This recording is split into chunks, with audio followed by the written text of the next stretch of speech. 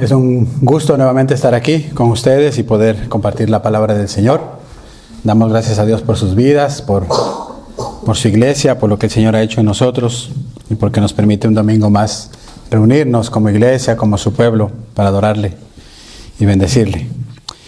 No sé, pero los noto como un poquito cansaditos, un poquito exhaustos. No sé qué pasa. Pero para que se despierten les voy a contar una anécdota. Se dice en una ocasión que una señora ya de edad llegó a la iglesia y venía contenta y le dijo: pastor, el Señor es bueno, ha sanado mi enfermedad, me ha sanado de lo que tenía. Y el pastor le dijo: ¿y qué le pasó, hermana? ¿Qué es lo que usted tenía? ¿Por qué está tan contenta? Dice: lo que pasa es que yo he llevado años que no podía dormir, me costaba dormir, no podía pegar los ojos para dormir, pastor. Dice: y ahora desde que he empezado a venir a la iglesia, nada más usted comienza a predicar, enseguida me quedo dormida. Yo espero que ese no sea el caso de ustedes el día de hoy, sino que se despierten y podamos estar atentos a la palabra de Dios. Eso era un pequeño rompehielo para que nos despertemos, mis hermanos. Bien, mis hermanos, esta tarde continuamos con nuestro estudio en la segunda carta de Pablo a Timoteo. Y estamos en el capítulo 2. Así que le invito para que vaya conmigo al capítulo 2 de la carta de Pablo a Timoteo. Y vamos a mirar, hoy corresponde mirar del 24 al 26, versículos 24 al 26. Pero para poder tener un poquito de contexto, vamos a mirar desde el 22. Y si ustedes analizan y recuerdan, en este capítulo 2, el apóstol Pablo le sigue dando como instrucciones a Timoteo y le está hablando de cómo debe ser el carácter del siervo, de cómo debe ser el carácter del obrero, del buen obrero del Señor, del obrero aprobado, ¿verdad? Y aquí entonces Pablo continúa, vamos a leer desde el versículo 22 y luego de la lectura me acompañan en una corta oración y vamos a hablar esta tarde de la actitud del siervo aprobado. Dice ahí, 2 de Timoteo 2, versículo 22: Huye pues de las pasiones juveniles y sigue la justicia, la fe, el amor y la paz con los que invocan al Señor con un corazón puro. Pero rechaza los razonamientos necios e ignorantes, sabiendo que producen rencillas. Y aquí viene el texto que hoy vamos a mirar. El siervo del Señor no debe ser rencilloso, sino amable para con todos, apto para enseñar, sufrido. Debe reprender tiernamente a los que se oponen, por si acaso Dios les dé el arrepentimiento que conduce al pleno conocimiento de la verdad. Y volviendo en sí, escapen del lazo del diablo, habiendo estado cautivos de él para hacer su voluntad. Amado Dios, una vez más te damos gracias por tu misericordia y tu bondad. Qué precioso, Señor, cuando tu iglesia se une a adorarte, a bendecirte. Sabemos que tú estás en medio nuestro, obrando en nuestros corazones, que tú estás en medio nuestro, Señor, paseándote y moviéndote con poder también en nuestras vidas. Queremos en esta hora poner nuestras vidas delante de ti, Señor, y rogarte que tú nos permitas entonces meditar en tu palabra, que tú nos des sabiduría, entendimiento, bendito Señor, y que tu palabra, bendito Dios, dé el fruto por la cual tú le envías. Señor, ayúdanos a estar atentos y a poder entender, bendito Dios, el carácter del siervo aprobado, para que nosotros podamos ser esos siervos, Señor. Te lo pedimos en el nombre de Jesús. Amén. Bien, mis hermanos, no sé si ustedes recuerdan, al inicio de la carta de Pablo a Timoteo, nosotros dijimos que esta carta es de un carácter personal, es decir, el apóstol Pablo le escribe una carta a su discípulo amado Timoteo. Es una carta personal que él escribe a Timoteo. Y por supuesto, las primeras implicaciones de esta carta tienen que ver entonces con la vida pastoral, ministerial de Timoteo, con su carácter, con lo que él tenía que hacer como pastor de la iglesia en Éfeso. Sin embargo, nosotros tenemos aquí enseñanzas y principios que todos nosotros como cristianos debemos tener en cuenta para poder practicarlas. En ese sentido, entonces, a través de todas las epístolas o cartas pastorales, nosotros encontramos diferentes cualidades, diferentes desafíos que se demandan para los ancianos o pastores de la iglesia principalmente.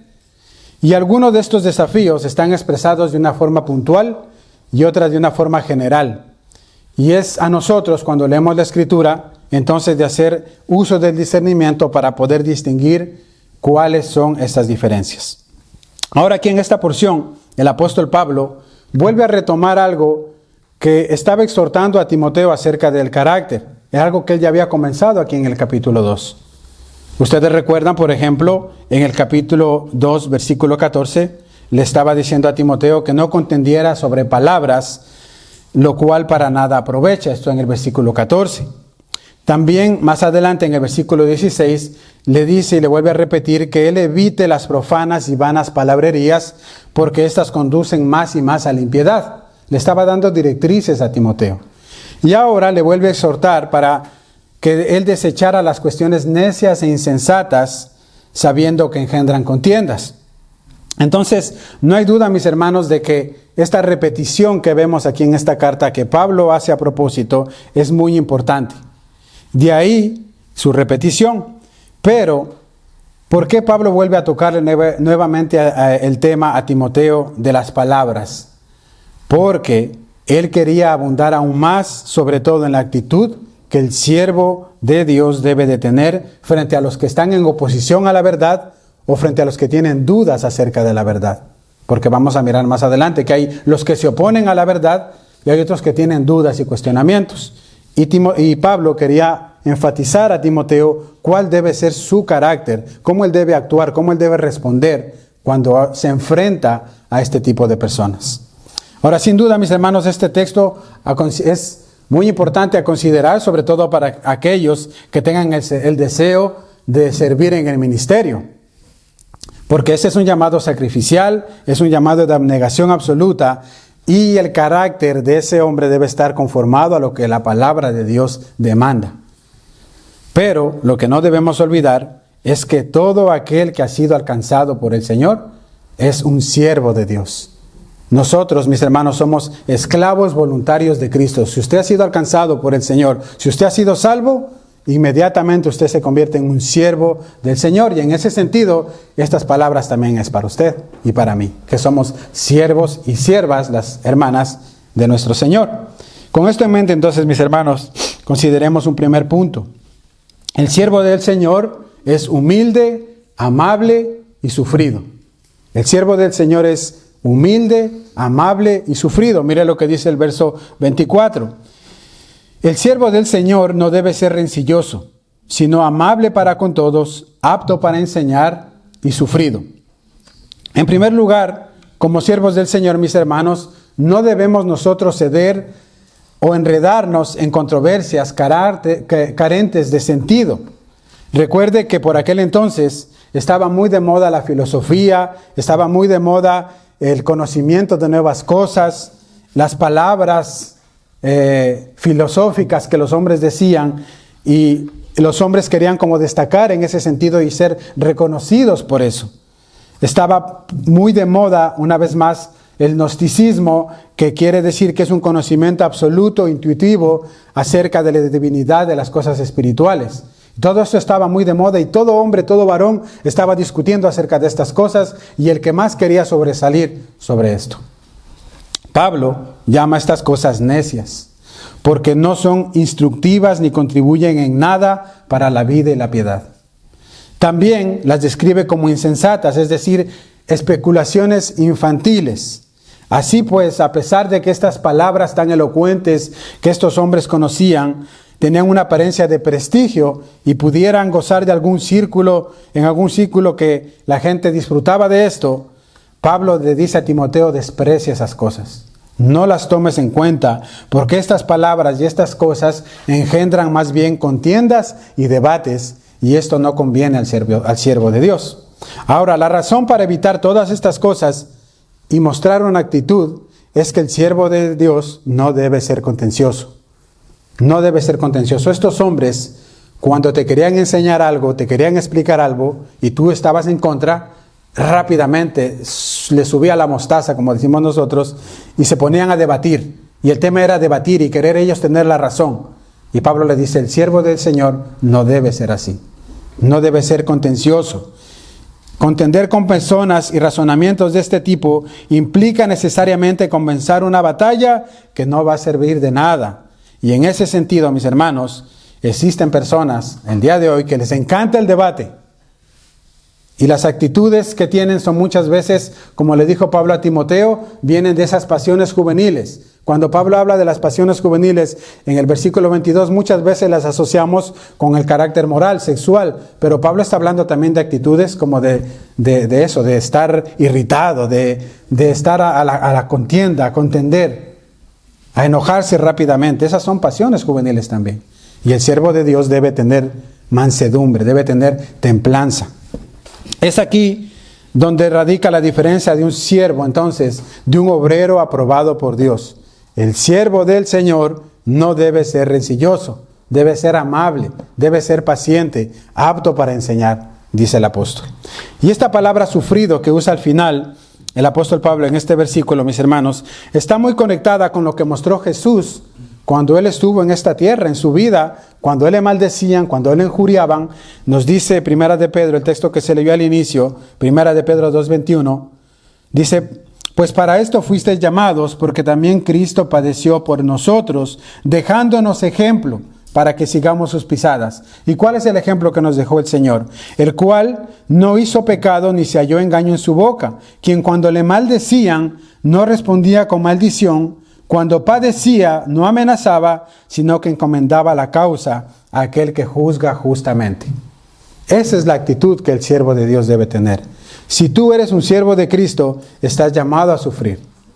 Estás llamado a padecer por causa del Evangelio, muchas veces a soportar el desprecio, el rechazo, porque nosotros estamos enfrentados a un mundo hostil a la verdad, que se opone a la verdad y contiende en contra de la verdad.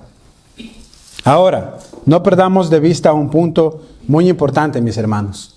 Esto no quiere decir o no se trata de que el siervo de Dios debe callarse siempre. No, muchas veces vamos a tener que hablar, pero el punto aquí es que cuando lo hagamos, debemos hacerlo de una manera correcta. El buen siervo está llamado a adornar la enseñanza cristiana con una actitud cristiana. Ese es el punto que está mostrándonos Pablo acá. Para esto, William Barclay escribió lo siguiente, comentarista, dice: el siervo de Dios debe disciplinar a sus oponentes con cortesía, como un cirujano que detecta el punto enfermo, pero nunca causando dolores innecesarios ni por un momento. Debe amar a las personas, no someterlas a la verdad a la fuerza, de golpes, porque el punto no es ganar el debate, sino ganar su alma. Enseñarle la verdad por si acaso Dios le conceda el arrepentimiento. Eso es lo que comenta William Barclay. Este es el deseo, mis hermanos, que debe consumir a todo siervo del Señor. El deseo de que otros sean salvos. Y por esta razón, cuando tú prediques la verdad, cuando tú defiendas la verdad, debes de hacerlo con el carácter que tuvo Cristo, quien dijo: aprended de mí, que soy manso y humilde de corazón. Por lo tanto, en conclusión, el siervo del Señor debe desarrollar una mente capaz de discernir a aquellas personas que están queriendo contender y apartarse y alejarse, o de discernir si hay alguien que está con dudas acerca de la fe, si está con dudas acerca de la Escritura, y ahí es donde debe ser paciente y debe sentarse a enseñar, debe tener esa afinidad. Es importante aclarar, mis hermanos, que Pablo no está diciendo que el siervo de Dios no deba estar siempre preparado para presentar defensa con mansedumbre y reverencia ante todo aquel que le demande razón de la esperanza que tiene en él, como dice Pedro igualmente. No se trata de evitar controversia o debate por la fe, sino de la manera que lo hacemos. De hecho, el apóstol Pablo, su ministerio estaba dedicado a eso. Él quería que su nación, los israelitas, escucharan la verdad, conocieran la verdad, y él se presentaba delante de ellos y les mostraba a Cristo. Les hablaba acerca de Cristo y tenía debates, por así decirlo, pero siempre de una manera mansa. Mire lo que dice Hechos 17, versículo 1. Dice Hechos 17, verso 1, hablando del apóstol Pablo: después de pasar por Anfípolis y Apolonia, Pablo y Silas llegaron a Tesalónica, donde había una sinagoga de los judíos. Y Pablo entró según su costumbre, y por 3 días de reposo discutió con ellos, basándose en las Escrituras, explicando y presentando evidencia de que era necesario que el Cristo padeciera y resucitara de entre los muertos, diciendo: Este Jesús es a quien yo les anuncio. Él es el Cristo. Si ve, Pablo su ministerio estaba ahí, él se sentaba con los judíos, debatía con ellos, pero lo hacía de una buena manera, con un carácter de un siervo aprobado. Muchas personas, mis hermanos, tienen dudas sinceras acerca de la fe. Le van a preguntar, y un buen siervo de Dios debe ser paciente, debe esperar, no querer que la persona crea ya y quisiera que se convierta y que muestre frutos rápidos de arrepentimiento. Hay un proceso y hay que ser paciente, hay que saber esperar. Y un buen siervo de Dios debe diferenciar entre ambos, el que viene a debatir o el que viene con dudas y quiere aprender, ¿verdad? Con esto pasemos a un segundo punto, brevemente, que va conectado con el primero, porque es lo que Pablo está abundando en el carácter del obrero aprobado por Dios. Dice Pablo en el versículo 25 y 26, debe reprender tiernamente a los que se oponen, por si acaso Dios les concede el arrepentimiento que conduce al pleno conocimiento de la verdad, y volviendo en sí escapen del lazo del diablo, habiendo estado cautivos para hacer su voluntad. En segundo lugar, entonces, el siervo del Señor enseña y corrige con amabilidad. El siervo del Señor enseña y corrige con amabilidad. La forma en la que el siervo del Señor debe reprender tiernamente es siendo amable con todos, enseñando, corrigiendo con mansedumbre, y aún a los que se oponen, aún a los que se levantan y le contradicen. Al fin y al cabo, mis hermanos, el que predica la palabra, como lo dije al inicio, el que enseña la palabra es un siervo. Es un siervo que ha venido a predicar la palabra que su Señor le ha enviado, y por lo tanto no hay razón o no hay lugar para que ese hombre se enorgullezca y quiera contender con alguien. Porque no estás tú queriendo mostrar algo que tú tienes, o no quieres tú defender lo que tú eres, sino que estás predicando y compartiendo el Evangelio, siguiendo el ejemplo del Señor Jesucristo, quien exhibió una verdadera mansedumbre en su vida ministerial en esta tierra. Esto implica entonces que no ha de tener un carácter áspero el que predica la palabra, el pastor, el que enseña, el siervo. No debe ser irritable. Tampoco se ha de mostrar sarcástico o burlesco cuando haya personas que dudan y tienen preguntas que a veces son un poco curiosas, sino que debe ser una persona accesible con la que sea posible conversar, que no sea quisquilloso y mucho menos iracundo. Eso no es parte del carácter de un siervo del Señor. Yo me recuerdo en una ocasión que me sorprendió mucho y me recuerdo hasta ahora, hace un par de años vino una hermana de otra iglesia a pedir un consejo. Y yo le pregunté, le dije, pero tú ya hablaste con tu pastor, ¿tú le dijiste acerca de esto? Y la hermana me dijo, lo que pasa es que yo tengo temor de acercarme a él y preguntarle algo porque no sé cuál va a ser su reacción. Yo dije, wow, ¿en qué concepto tiene a su pastor? ¿Cómo será ese hombre para que ella no se pueda acercar a él? No tiene la suficiente confianza para acercarse.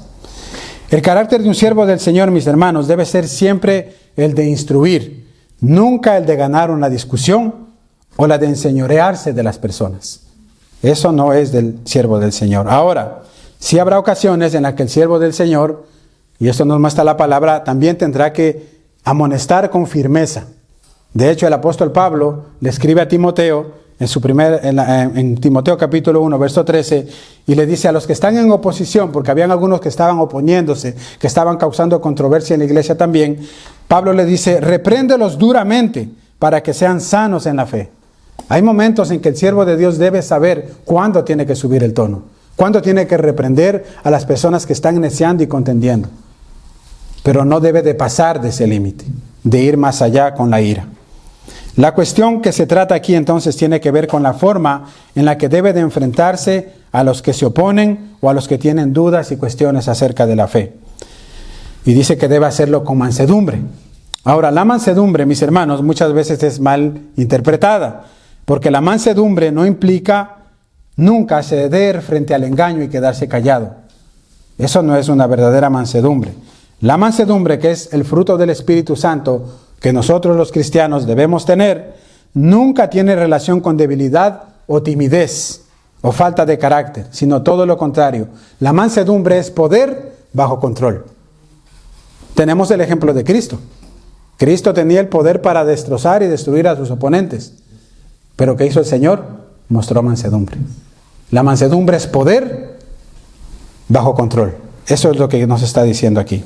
En esta labor entonces de intentar corregir a los que se oponen o ayudar a los que dudan, el siervo del Señor tendrá que tener mucha paciencia, porque por un lado hay personas que aprenden muy lentamente. Aprenden, les cuesta y se cuestionan y preguntan y vuelven nuevamente con sus dudas. Debe ser paciente, pero también hay otros que les gusta la disputa, que les gusta la controversia. Y el apóstol Pablo le dice, evita estos hombres, aléjate de ellos y no sigas su ejemplo. Esto implica entonces también, mis hermanos, cuando el apóstol Pablo dice que este siervo del Señor debe ser apto para enseñar. ¿Recuerdan ustedes las características o el carácter de los que estaban anhelando obispado? Es lo mismo. Debe ser apto para enseñar, y aquí Pablo le vuelve nuevamente a recordar esto. Si tú eres un siervo del Señor, si tú estás enseñando la verdad, si estás enseñando la palabra, debes ser apto para enseñar. Esto implica conocer bien la palabra de Dios y tener habilidad para transmitirla, para que el público, para que la audiencia la pueda entender. Además, sabrá que es conveniente enseñar en cada circunstancia y tendrá la capacidad de justificar su instrucción con la Escritura, nunca con sus propios razonamientos. Si algo se enseña, es porque así dice la palabra de Dios. Y el siervo de Dios debe estar capacitado a entender y conocer la palabra de Dios. No obstante, aunque el siervo del Señor sea amable en su forma de dirigirse a las personas y esté capacitado para enseñar la palabra de Dios con mansedumbre, no obstante, aún así siempre encontrará controversia. Siempre va a encontrar personas que lo menosprecian, que lo ridiculizan y le quieren hacer quedar mal. En otras se encontrará con hombres importunos que simplemente les encanta el debate y tienen la habilidad de agotar la paciencia de cualquiera. Y es ahí donde tenemos que recordarnos el carácter de Cristo. Para esto, mis hermanos, es necesario algo. Para poder ser un siervo sufrido, como dice aquí Pablo, es necesario y fundamental no convertir la oposición en algo personal. De modo que perdamos de vista el objetivo principal, que es el de ganar esa alma para Cristo. No debemos perder el enfoque y, como dice, no convertir la oposición en algo personal. ¿Qué quiere decir esto? Ustedes recuerdan cuando el pueblo de Dios comenzó a pedirle al profeta Samuel que les pusiera un rey para ellos. El pueblo estaba ya, no sé si estaba cansado de su liderazgo, lo que sea. Dice que ellos comenzaron a pedir a Samuel, queremos un rey como las demás naciones. Y dice que Samuel se indignó en su corazón, porque el rey de ellos es Dios. Y Samuel era su profeta por el cual Dios hablaba. Y el pueblo comenzó a exigir un rey. Queremos un rey, Samuel. Y dice que se afligió tanto Samuel que fue a la presencia del Señor, fue a orar con el Señor. ¿Y saben cuál fue la respuesta de Dios? En primer libro de Samuel 8:7, el Señor le dijo, Samuel, no te han desechado a ti, sino a mí me han desechado para que no reines sobre ellos. En ese sentido, mis hermanos, el siervo del Señor sabe que nosotros no estamos llamados a defendernos a nosotros mismos, sino que estamos llamados a defender la causa de Dios. Esto mismo es lo que le enseñó el Señor Jesucristo, lo que enseñó el Señor Jesucristo a los judíos que se estaban burlando de él cuando le dijeron que era un hombre que tenía demonios, le injuriaron e intentaron como contradecir lo que Cristo estaba enseñando. Dice que Cristo con mansedumbre los corrigió, intentó hacerles ver su error por medio de su carácter y por medio de lo que les decía. Cuando vinieron a prenderle para crucificarle, Cristo no puso oposición, no se quiso defender, sino que ¿qué es lo que hizo Cristo? Dice que fue como un cordero llevado al matadero, que no abrió su boca, fue sacrificado. Porque Cristo no estaba ahí para defender él lo que él creía, lo que él pensaba, lo que él tenía. Y el siervo de Dios debe tener esa capacidad. Cuando alguien se opone, cuando alguien te contradice, cuando alguien no está de acuerdo, no te defiendas. No quieras defenderte tú, tu posición o lo que tú eres. Cuando tú estás predicando la verdad, la palabra de Dios, y encuentras oposición, recuerda esto, están rechazando a Dios, no te están rechazando a ti. Pero ¿qué pasó cuando el Señor Jesucristo entró en el templo y vio la forma en que habían convertido el templo, la casa de Dios? Dice que la encontró como un mercado. Ahí estaban los mercaderes vendiendo animales, los cambistas por acá, y estaban haciendo todo un negocio. ¿Y qué es lo que hizo Jesucristo? Él ya no actuó de la misma manera. Dice que se hizo un látigo con unas cuerdas para sacar a los animales, no para pegar a los hombres, para los animales, y volcó las mesas y mandó sacando a todos. ¿Por qué? Porque ahí estaba siendo la causa de Dios, estaba siendo traicionada, esos hombres no estaban haciendo lo que Dios les había mandado hacer, que era que esa casa sea una casa de oración. Entonces, en ese sentido, nosotros debemos distinguir como siervos del Señor.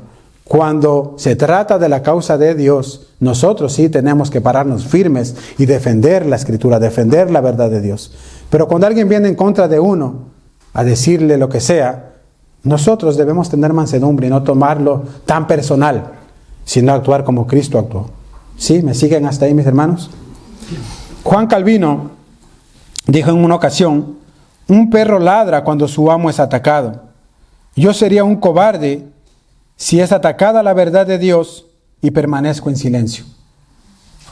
Entonces, mis hermanos, ¿debemos estar preparados para presentar defensa? Sí, debemos estar preparados, pero siempre debemos mostrar mansedumbre y dominio propio al momento de hacerlo. El pastor Otto Sánchez también tiene una frase que dice: en los debates muchas veces es mejor mostrar a Cristo que tener la razón. Cuando tú estés debatiendo, muestra a Cristo. No quieras tener siempre la razón. No solo en cuestiones de teología, no solo en cuestiones de doctrina, sino cuando tú tengas una diferencia en tu casa con tu esposa o tu esposa con tu esposo. No quieras tener la razón. Muestra el carácter de Cristo. Cuando tus hijos te desobedecen, cuando tus hijos han hecho algo que a ti no te parece, muestra el carácter de Cristo. No quieras tener la razón. Eso es lo que está diciendo el texto. Cuando tú tengas una diferencia con tus compañeros de trabajo, recuerda, es mejor mostrar a Cristo que tener la razón. Carácter manso, como un siervo de Cristo. Aunque no prediques en un púlpito, aunque no sirvas como un diácono o como un anciano, tú eres un siervo de Cristo. Y tú debes demostrar el carácter de Cristo al momento de compartir la verdad. Amén. Punto 3, mis hermanos. El siervo del Señor debe descansar en que Dios es quien obra en los corazones. El siervo del Señor debe descansar en que es Dios quien obra en los corazones. Versículos 25 y 26. El siervo de Dios debe reprender tiernamente a los que se oponen, por si acaso Dios les dé arrepentimiento que conduce al pleno conocimiento de la verdad, y volviendo en sí escapen del lazo del diablo, habiendo estado cautivos de él para hacer su voluntad. Como acabamos de ver, mis hermanos, la manera en que tú enseñas la verdad tiene mucha importancia. Pero aún haciendo así todo correctamente, el resultado no siempre será que la persona con la que tú estás compartiendo va a cambiar de comportamiento. No siempre es así. El siervo del Señor debe procurar ganar las almas para el Señor, pero verá con tristeza que no siempre lo va a conseguir. Siempre va a haber oposición, siempre va a haber rechazo. Y en este contexto, nosotros llegamos a un versículo que es un poco extraño, que encierra una cierta dificultad. El versículo 25, que dice: por si quizás Dios les conceda que se arrepientan para conocer la verdad y escapen del lazo del diablo en el que están cautivos a voluntad de él. En un principio, cuando uno lee este versículo, nosotros pudiéramos pensar que está sugiriendo de que Dios no está muchas veces dispuesto a aceptar el arrepentimiento de alguna persona cuando viene arrepentida a pedirle perdón. Nos deja como entender esto, como que nos sugiere esto, que Dios no puede estar dispuesto a aceptar el arrepentimiento aunque alguna persona venga en arrepentimiento y fe. Pero esto no puede ser así, mis hermanos, porque el sentido es que de las Escrituras, por otras partes, es que el Señor no quiere que ninguno se pierda, sino que todos vengan al arrepentimiento. Mire lo que dice 2 de Pedro 3:9. 2 de Pedro 3:9 dice: el Señor no retarda su promesa, según algunos la tienen por tardanza, sino que es paciente para con nosotros, no queriendo que ninguno perezca, sino que todos procedan al arrepentimiento. Otro texto, en 1 de Timoteo 2, 3 y 4, el apóstol Pablo dice: porque esto es bueno y agradable delante de Dios nuestro Salvador, el cual quiere que todos los hombres sean salvos y vengan al conocimiento de la verdad. La realidad, mis hermanos, es que Dios desea que todos los hombres procedan al arrepentimiento y Él está dispuesto a aceptarlos basados en la virtud del sacrificio de Cristo en la cruz. Además, el comportamiento que el siervo debe tener al presentar la verdad del Evangelio tiene ese fin. Cuando tú predicas la palabra, el fin último es que la persona que te esté escuchando se arrepienta de sus pecados y venga a Cristo, porque ese es el deseo de nuestro Dios. Entonces, no es que Dios niega a algunos el arrepentimiento y a otros no, como tal vez nos sugiere el texto. Por lo tanto, no hemos de dudar de Dios como si Él estuviera dispuesto a aceptar a algunas personas y que a pesar de estar arrepentidas, Él se niegue de recibirlas. Este no es el punto. Esto no se corresponde al carácter de Dios, mis hermanos. Más bien, lo que nosotros debemos entender es que si una persona escucha la verdad del Evangelio una y otra vez, escucha la palabra de Dios una y otra vez, es llamado una y otra vez al arrepentimiento, pero se cierra en su corazón y no quiere creer, es esa persona la que tiene el corazón duro. No es que Dios no le quiera otorgar arrepentimiento o perdón de sus pecados. Pero por otro lado también, mis hermanos, cuando una persona se opone en ese sentido, escucha la palabra y se niega a creer, esto nos debe a nosotros dar como un indicio de que en verdad ya no hay nada que hacer por esa persona, de que simplemente se ha cegado y se ha cerrado y por eso comienza a contender y a negar la fe del Evangelio, porque su corazón está endurecido por causa de su pecado. Y por otro lado, al fin de cuentas, puede llegar el momento de que Dios mismo endurezca el corazón de esa persona, de tanto rechazo. Va a llegar un momento en que Dios mismo cierra el corazón de esa persona para que esa persona no crea más. Nosotros tenemos un gran ejemplo en el Antiguo Testamento con Faraón. Cuando uno lee la historia de Faraón y de Egipto, de Moisés y todo esto, nosotros vemos en varios pasajes del Éxodo que el Faraón primero dice, cuando Moisés viene y le dice, Dios dice que dejes ir a mi pueblo. Y Faraón dice, yo no conozco a tu Dios, yo no sé quién es Él.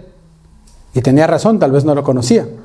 Pero ¿qué hace Dios? A través de las plagas que Él comienza a enviar a Egipto, Él comienza a revelar quién es Dios. Para hacerle ver a Faraón, yo soy Dios, tú no. Pero ¿qué es lo que hace Faraón? Faraón dice que endureció su corazón. Endureció su corazón. Cada vez que él iba viendo lo que Dios hacía, al final del texto dice, y Faraón endureció su corazón. Y Faraón endureció su corazón. Pero al final, mis hermanos, cuando vamos avanzando en la lectura, en Éxodo 9:12, encontramos un texto que dice, y Jehová endureció el corazón de Faraón. Ya no hubo más oportunidad para él. El Señor le mostró una y otra vez, una y otra vez, una y otra vez. Ese hombre se cerró, que al final el Señor dijo, ya no hay más, no hay vuelta atrás. Y cerró el corazón de Faraón para que no creyera. Y del mismo modo, estas personas con las que Timoteo se estaba enfrentando en aquel entonces, tipo Himeneo y Fileto, que se habían cegado en su error y estaban engañando a muchos, podían haber llegado a un punto en el que Pablo dudaba si había ya alguna posibilidad de que estos hombres llegaran a arrepentirse para ser salvos. Pero en cualquier caso, mis hermanos, esto solamente lo sabe Dios y nosotros debemos tratar con ellos siguiendo las instrucciones que hemos encontrado acá. Nosotros debemos continuar extendiendo gracia y misericordia porque solamente Dios tiene la última palabra. Notemos también que el arrepentimiento sincero para con Dios, mis hermanos, es la única manera posible para escapar del lazo del diablo en que todos los hombres están cautivos a voluntad de Él. Solo Dios puede acabar con su dominio tiránico sobre el hombre y el arrepentimiento es el primer paso que el hombre debe dar.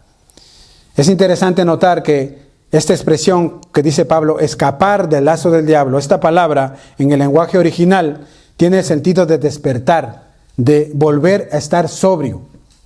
Y esto es así, mis hermanos, porque las personas que andan en error, a pesar de que ellas mismas piensan que están en lo correcto, desde la perspectiva divina, andan en un estado de embriaguez, andan en un estado de ceguera espiritual, están confusos, sus conciencias han quedado paralizadas y son insensibles a la voluntad de Dios. Desde su propio punto de vista, se sienten satisfechos y felices haciendo toda clase de barbaridades y necedades delante de Dios y no sienten ningún tipo de vergüenza por ello. En ese estado, el arrepentimiento es el único medio que puede devolverles la sobriedad y el buen sentido para que vengan al arrepentimiento. Por otro lado, mis hermanos, lo más terrible es que en ese estado muchas personas piensan que son auténticamente libres. Si ha escuchado a esa persona que dice, yo soy libre y puedo hacer lo que a mí me da la gana. Esas personas, mis hermanos, no son libres. Están cautivas a voluntad de Satanás. Están bajo los lazos del enemigo y ellos no se dan cuenta que el diablo los tiene engañados, que han sido capturados por él y que viven para hacer su voluntad y no la voluntad de ellos. Solamente si se arrepintieran, empezarán a ver lo espantoso de su estado. ¿Cuál es su condición verdaderamente delante de Dios? ¿Y cuánta necesidad tienen de conocer la verdad para ser libres? Como dice la palabra, el que conoce la verdad será verdaderamente libre. Pero esas personas están completamente cegadas y cautivas en esclavitud. Y muchos de nosotros estábamos igual, cautivos por nuestros pecados, entregados a la voluntad de Satanás, haciendo su voluntad y no la nuestra. Pero ¿qué es lo que hizo el Señor, mis hermanos? Vamos a ir terminando y viendo un pasaje de la Escritura. Efesios 2, versículo 1 al 3. Cuando nosotros estábamos en esa condición, apartados de Dios, esclavos del pecado, cegados por Satanás, ¿qué es lo que hizo nuestro Señor?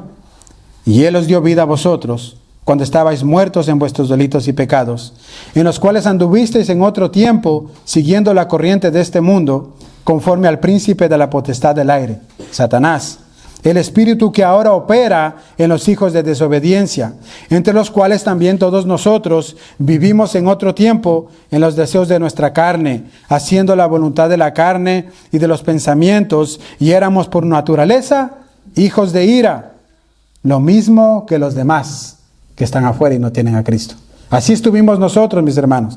Ahí estábamos cautivos de la voluntad de Satanás, esclavos de nuestros delitos y pecados, merecedores de la ira de Dios. Y esa era nuestra triste condición. Pero Dios, que es rico en misericordia, por su gran amor con que nos amó, aún estando nosotros muertos en delitos y pecados, nos dio vida juntamente con Cristo. Bendita gracia que nos ha rescatado, mis hermanos. Démosle gracias a nuestro Señor, que nos ha librado de las garras del enemigo y nos ha dado salvación en Cristo Jesús, y vivamos nuestra vida como siervos obedientes a nuestro Señor, mostrando mansedumbre, mostrando paciencia, defendiendo la verdad con gracia y con amor para aquellos que se oponen. ¿Qué les parece, mis hermanos? Y si tú hoy estás aquí sin Cristo, tal vez no tienes todavía al Señor en tu corazón. Este texto es muy claro y dice que tú estás engañado por Satanás. Satanás te tiene en sus lazos, en sus redes, y no eres verdaderamente libre. Necesitas a Cristo para ser verdaderamente libre. Y esa gracia que el Señor nos ha otorgado a cada uno de los que estamos hoy aquí, todavía sigue estando disponible para ti. Así que yo quiero invitarte para que vengas hoy a Cristo en arrepentimiento y fe, reconozcas que tienes necesidad de Él y recibas el perdón de tus pecados y la vida eterna. Oremos, mis hermanos. Amado Dios y Padre, queremos darte gracias, Señor, por tu palabra. Señor amado, queremos primeramente reconocer que muchas veces no hemos tenido este carácter manso de siervo, Señor. Muchas veces nos hemos irritado cuando alguien nos ha dicho nuestra falta, nuestro error. Nos hemos irritado cuando alguien ha estado en contra de lo que nosotros pensamos o queremos enseñar. Y no hemos sido obedientes con esto, Señor. Perdónanos. Ten misericordia, Padre. Pero ayúdanos también. Ayúdanos a defender tu palabra con mansedumbre, con gracia, porque tú nos has enviado, Señor, a predicar tu palabra a todas las naciones, a todas las personas. Y el fin último, Señor, es que ellos puedan conocer a Cristo, que puedan ser salvos, bendito Señor. Y cómo nosotros podemos mostrar un carácter contrario a tu palabra, contrario a Cristo, Señor. Ayúdanos tú, Señor, en nuestro corazón a tener mansedumbre, templanza, dominio propio. Ten misericordia, Padre eterno, y permítenos compartir tu verdad con aquellas personas que aún no te conocen, Señor. Ponemos nuestras vidas en tus manos, oramos para que tú traigas arrepentimiento, convicción de pecado, bendito Dios, y que tu nombre sea exaltado en esta congregación y en nuestras vidas, por los siglos de los siglos, Señor, en el nombre de Jesús. Amén. Amén, mis hermanos. Dios les bendiga.